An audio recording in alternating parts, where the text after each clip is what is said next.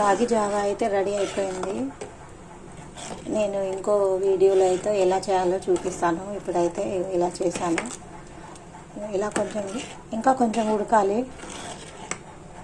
ఇదిగోండి, ఇలా ఉండాలి. దీంట్లో కొంచెం అన్నం వేసుకున్నా బాగుంటుంది.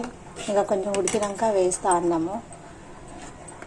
ఇది తక్కువ క్వాలిటీలో ఉంటుంది, కానీ చాలా బలం. తక్కువలో ఉంటుంది, చాలా శక్తి ఉంటుంది. మనం పొద్దున్నే బ్రేక్ఫాస్ట్ చేసే ముందు ఇది తాగితే హెల్త్కి చాలా మంచిదండి.